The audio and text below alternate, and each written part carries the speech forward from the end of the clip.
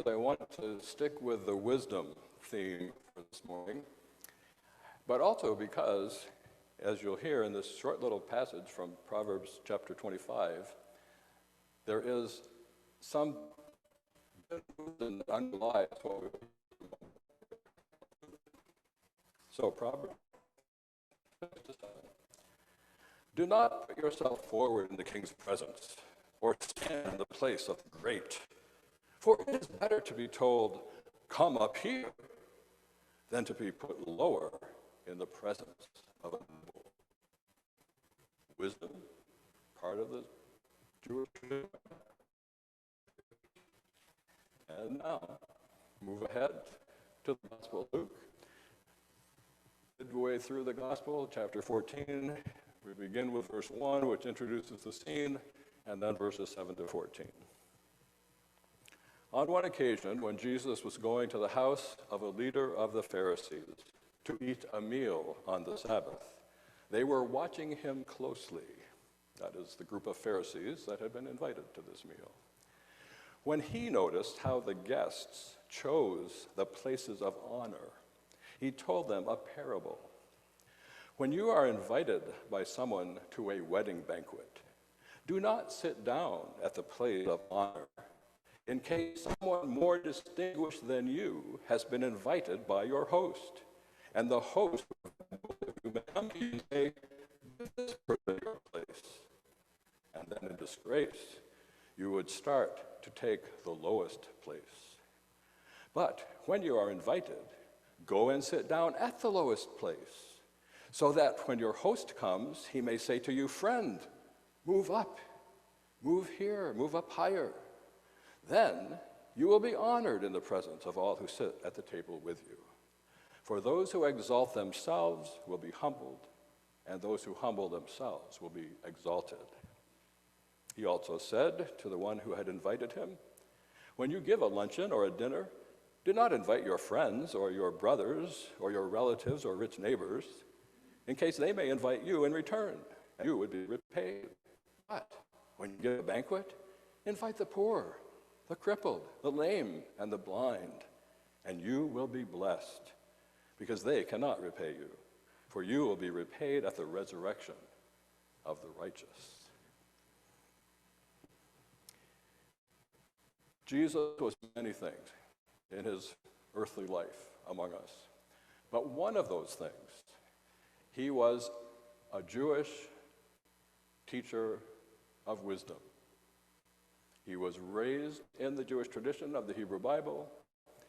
He knew the Psalms, he knew the Proverbs, he knew the stories, and he felt the calling to bring God's messages of wisdom to his generation, which were then written down by the Gospels and presented in many instances for us to learn from as well. Now, the point of wisdom is not simply to convey knowledge and information that people can take in and make part of themselves as a bit of knowledge that they carry around with them. The point of wisdom is changing people's lives, changing the way people live, penetrating their mind and their heart and resulting in a different way of living in the world. God's work among us is for our transformation, to transform us more and more fully into God's image, into God's likeness that was most fully revealed in Jesus himself and the life that he lived.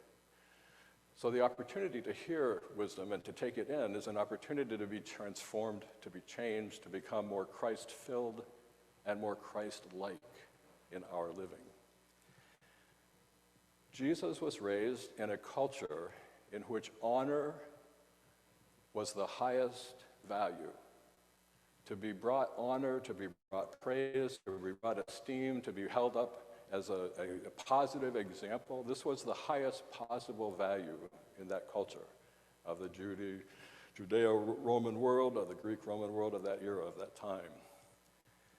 Honor, and its opposite was shame, humiliation. Anything that lowered you in other people's eyes was the bad thing. Anything that raised you in other people's eyes was the good thing. So honor versus shame. Now, growing up as a kid after World War II, I remember hearing stories about Japanese warriors who also grew up in a culture that was very strongly based on honor versus shame. So much so that if a Japanese warrior felt that he had somehow dishonored his family name, he had no choice but to kill himself, and to do so in a very graphic, physical way. I actually looked it up on my phone this week and found out that the word is seppuku,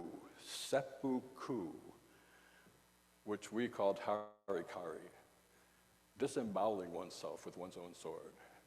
I mean, that is an honor versus shame society.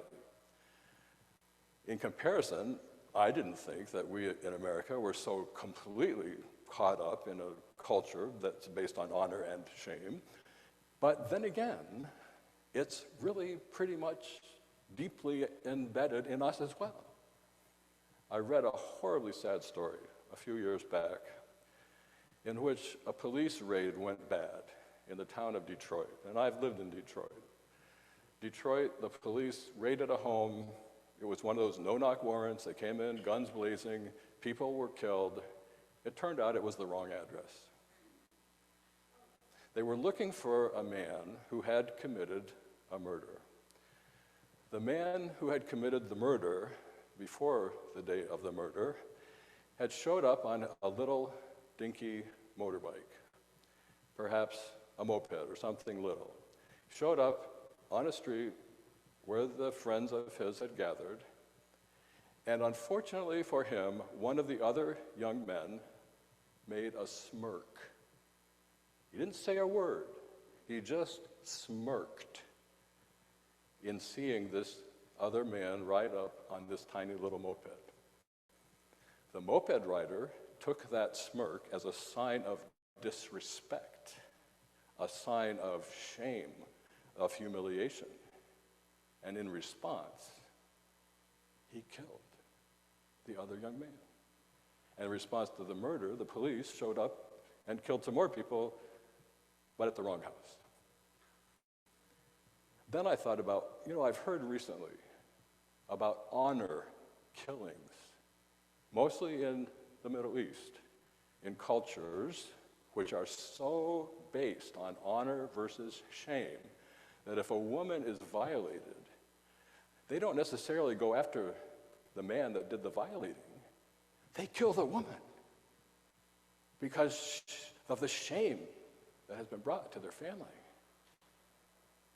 23 honor killings have been committed in the United States of America in the last year, and over 5,000 honor killings have been committed in the world in the last year.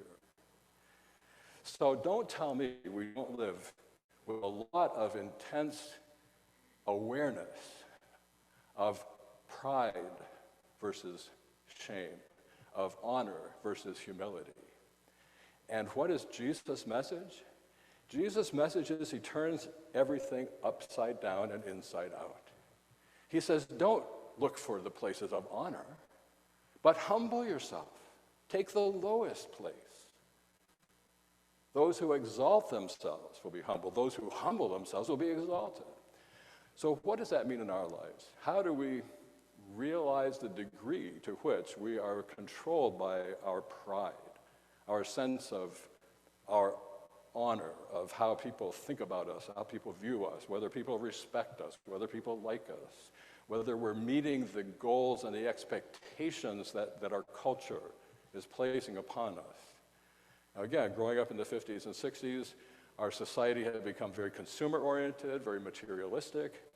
I remember hearing a sermon in my church in Montpelier when I was a child, and I was a friend of the pastor's son, so I was there every Sunday acolyting, even all through the summer. His neighbor across the street had gotten a new car, the pastor's neighbor. And us kids in about 1962 were really enamored of that particular vehicle. It was a Thunderbird. I could still pay thousands of dollars for a 1962 Thunderbird. And the pastor's sermon title was, Going to Hell in a Thunderbird. And it was about materialism. It was about a consumer culture. It was about how we get sucked in by the values of what we're seeing on TV, what we're hearing on the radio. We all want to fit in. We all want to make the grade, the keeping up with the Joneses and the Smiths and all the rest of it.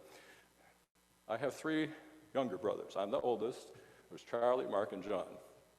Charlie spent his life baking donuts in Akron, Ohio, never spent a penny. He has money in the bank and lives a very frugal lifestyle. Mark became a chemical engineer, worked for Dow Chemical for many years, then did some other contracting. He and his wife just got back from a cruise to Norway. Next year, they're planning to go to Australia. They're living a comfortable life. John went into business. And we were teasing him this summer about, I said, I bet you're part of the 3%. And he said, what do you mean 3%? Well, I said, I'm not sure you're part of the 1%, but you're definitely up there. So he had his son actually check. He is part of the 1%. Now, it's all wages. It's not, he did not inherit wealth. He's not one of those kids that grew up rich, and knew they were rich and had wealth. He's somebody that's earned it. Delighted with the more recent changes in the tax code, I'm sure. But definitely part of that 1%. So what does he wear? A Rolex. What does he drive? A Lexus. I mean, actually, his wife drives a Lexus. He drives a BMW. And it's not the cheapy little BMW either. It's the, the 2-door, can't watch it go by BMW. And he was aware of, that whole ego thing and about how, but he's a blessed fellow. He's living a good life. What can I say? What about us? What about you? What about me? Where are we in this pride versus humility, in this living the big life, the good life, or trying to do what the Bible has been telling us to do? Even in the psalm reading, what was it saying? You lend, you give, you're generous, you're putting it out there for others. And Jesus in the gospel, don't invite the rich people, invite the poor people. Invite those that are hungry instead of those that are overfed, of which I am obviously one. So the twisting and turning, the changing of our orientation from pride and honor to shame and humility is to willingly accept a lower place. One of the old bumper stickers from my youth was, live simply so others may simply live. I mean, the idea that we're all part of the same human family, we all need the same, to just have the basics and the most essentials. And over again, they tell us, there's not a shortage. There's just a lack of distribution of what's there. There's enough if it was put in the places that it's needed. Now, obviously, we're living in a particularly challenging time right now with the war in Ukraine and the grain shipments and the cost of transportation and all the rest of that stuff. But where are our commitments? Where are our values? How are we choosing? As people have often said, if you want to know who somebody really is, look at their checkbook. Anybody still use a checkbook? I still use a checkbook. Yesterday, Faith and I went to a commemoration of the first enslaved people's arrival to America of 1619. It's the fourth of these annual events. It's the opposite of celebrating slavery, but it's remembering the fact that we've had slavery in America for now over 400 years. And they had gospel singers, and they had demonstrations, and they had speakers and workshops and food, lots and lots of food. But just to be there and to contribute to the Vermont Racial Justice Alliance felt good. It felt like the right thing to do and the right place to be on a beautiful summer afternoon. The day before, I wrote a check to the COTS, Committee on Temporary Shelter, that runs homeless shelters and programming for folks that are homeless and houseless in Burlington's area. I mean, where are our commitments? What are we being driven and called by God to give as we can, to make the difference that we can make? I have one thing in common with your former pastor, Reverend Bill Elwell. He and I both went through the spiritual direction training program with Reverend Dr. Wendy Miller. We went through it back in the days of the Troy Conference years and years ago. after having gone through the 2-year training program, and then I moved to Massachusetts, became a congregational minister, moved to Massachusetts, and a couple years later, I was invited to be part of the training team that would work with Wendy Miller in Upper New York. So we went to one of the Finger Lakes to a retreat center that was year-round, and the training consisted of 6 3-night retreats spread out over almost 2 years. And I was a small group leader, worked with Wendy, worked with the other team leaders, helped as a pastor, helped with the communion services and worship services. And I did it once for from 12 to 14, and then I did it again from 14 to 16. And so I had hours and hours and hours of worship and working with Wendy and with the other team people and the folks that were coming for training as spiritual direction. And on one of the communion services, it was in the evening, been a long day. People were sitting in a circle to receive the communion, and some people were gluten sensitive, so there was a special bread for those. And I wanted them to take their bread first so that the people that used the regular bread weren't touching their gluten-free bread, right? And instead of asking everybody to stand, I thought, let them sit and I'll come to them. So I went to the first person, and I just felt the appropriate thing to do was to kneel on one knee. And she took her bread and her cup, and then I thought, well, if I've done that for her, I better do that for the next person too. So there was 18 roughly people sitting in the circle. So I went to the second person and knelt and presented, and went to the third person and knelt, and each time I got up to get down, because I had to move around the circle, by 3 or 4 times, my thigh was starting to burn. And I'm thinking, this is work. And as I thought that thought, I felt like Jesus spoke to me, saying, I am among you as one who serves. We are the people of God, the followers of Christ. And we are being given that same anointing, that same calling, that same job description to live among our fellow human beings on this planet as long as we're here, so that we can be of service, so that we can be those who take the lower place, so that we can be those who open our hearts with our words, our hands with our efforts, and our checkbooks as much as we can, to be those who are in service, who are carrying our cross, who are following and living the Christ life. There's no greater calling, there's no greater opportunity than to live as followers of Jesus. And that is wisdom. Amen.